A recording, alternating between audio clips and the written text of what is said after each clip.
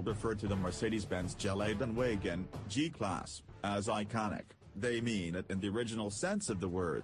This is not because it is made of wood and painted in gold or other gaudy colors, though that may well be true given its rectilinear design and LA/Miami exterior palette. It is because it has existed in its original form, like the word icon, since approximately the 16th century. The G-Class is old. If vehicular generations are, like dog ages, roughly equivalent to 7 human years, the G-Class is about 280. It was birthed in 1979 as a military transport for the about-to-be-deposed Shah of Iran, and has been updated since. But its design has remained fundamentally unchanged for the past 40 years. It is delightfully anachronistic. A modern, factory-produced trustomod.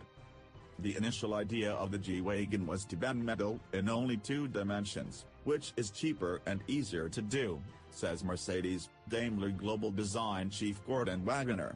That was impossible. But we had to respect that boxy shape, to honor that and put it in context in this new G-Wagon. He laughs heartily, and thumbs his chest. The Gordon Wagon.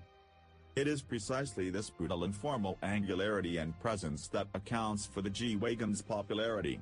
So much so that, every year for much of this decade, it has set sales records in the US for 188 G-Wagons were sold to Americans in 2017.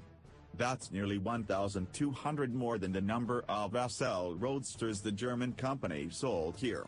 It is one of the most profitable vehicles in the Mercedes-Benz lineup, and one of the ones on which the greatest percentage of consumers choose to select the highly optioned, and pricey, AMG packages. A G65 starts at nearly $223,000. It is an intensely capable off-road war truck that has found a home as a status symbol of haute bourgeois bavardism. So Mercedes has to be extremely careful when redesigning such an important nameplate. It cannot risk alienating its loyal consumers, or despoiling the heritage of what is likely the oldest unchanged model on the contemporary market, or ever.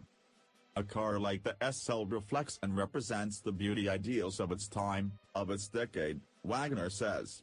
The G is different. It is timeless.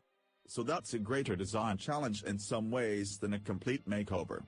Do you want a stylish G-Wagon? Certainly not. This means that the changes need to be subtle. But when this happens, the attention to detail must be very high in order to maintain a balance between evolution and heritage. The whole effect is the result of many, many tiny decisions and details, Wagoner says. He proffers an apt metaphor. We all have 2 eyes, a nose, and hair. But we all look different. Of course, there is always the risk that you can mess up an icon. Wagoner definitely worried about this. But not too much.